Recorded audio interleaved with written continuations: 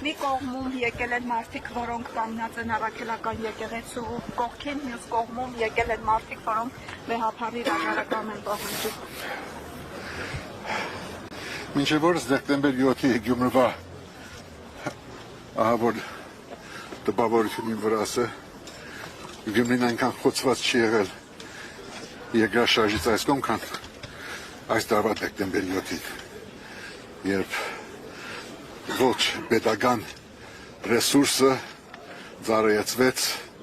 մի մարդու ցնորքի, պատրանքի, ինքնահաստատման և տեսանք, թե ինչ եղավ Գյումրիում։ Այսօր ևս ցույց է տալիս, թե ինչու մենք առայժմ դաբալվել ենք, ձախողվել ենք որպես պետություն։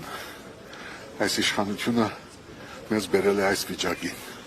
որ դեմ դիմաց նույն ժողովրդի մասնիկները կանգնած են, մեկը բերված, մյուսը արդեն եկել է սկզբունք պաշտպանելու համար։ Նա, ով հրաժարական է պահանջում, իրավունք ունի, բայց առաջ թող ինքը հրաժարական տա իր հետագծի համար, եւ դա վերաբերում է թե գլխավոր աշխարհիկ ղեկավարին եւ նաեւ իրեն ծառայության մեջ գտնվող ցավոք սրտի որոշ սրբազաններին դակավին։ Հրաժարական տվեք, հետո հրաժարական պահանջեք, եթե հայրենիքի եկեղեցու ժողովրդի իրավունքը շատ պահանջում է, բոլոր միասին թող հրանան եւ վերանորոգվի մեր երկիրը, բայց ոչ թե միագոմանի եւ ոչ թե անիրավ եւ առանց իրավասության, մոռանալով սեփական վարկը, սեփական բարեվարկությունը, քարնեդել դիմացի մայթ։ Այո, կաթողիկոս սրբազանները վրիպել են անցյալում դարբեր չափումներով եւ ոչ անձնականի մասին չէ իմ խոսքը, մեկը թող իր անձնականը կարգավորի եւ ապաշխարի եթե պետք է, այլ նաեւ սխալներ եղել են, երբ իշխանությունը բոլոր նախագահությունների օրոք փորձել է ազդել եկեղեցու վրա, եկեղեցին էլ ի պատասխան նաեւ դիրքորոշում վերաբերմունք է ցույց տվել տվյալ գործող իշխանության նկատմամբ։ Դա սխալ է, դա բերել է այսօրվա։ Հիմա մենք հնարավորություն ունենք ի վերջո այս ահավոր գրեթե դժոխային իրավիճակում վերջապես տեսնել եկեղեցու եւ պետության դարանջադումը։ Եթե ճշգրիտ աշխատենք, ոչ հատվածաբաշտ, բայց քանի որ գա իր իշխանիկության գահին այս մարդը իր նպատակով, մենք պիտի ունենանք նման տեսարաններ եւ փոխանակ մեր պետական ապարատը, ԱԱԾ-ն, ոստիկանությունը, մյուս լավ տղաները պաշտպանեն սահման, քաղաքացու իրավունք, ապահովություն, իրենք այստեղ լցվել են մայրաթոր։ Ըստ իշխանությունները, որոնք ամենաշատն են ժողովրդավարությունից խոսել, ինչու են հենց իրենք ամենաշատը հակաժողովրդավարական գործողություններ ու գործընթացներ սկսում, իրականացնում։ Արդեն դա մեկնաբանությունից այն կողմ է, արդեն չի կարելի մեկնաբանել, իրենք այդ ընթացքի մեջ են։ Հիմա դա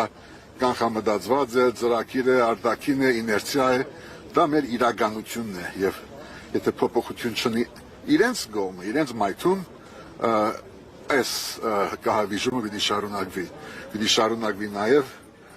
մայրաթորի շուրջ, թեև ես վստահ եմ, որ հայ ժողովուրդը պիտի պաշտպանի իր սրբությունը, իր արժեքը, իր ազգային ժառանգությունը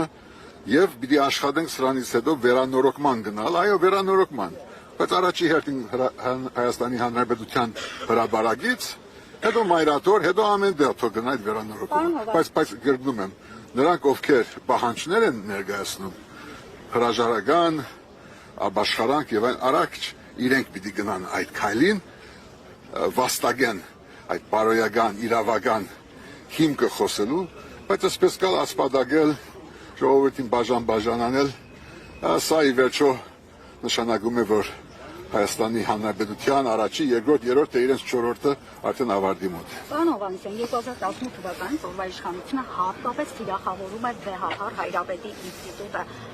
Սա ի բացատրություն ունի, ինչու հատկապես վեհափառ Հայրապետի ինստիտուտը։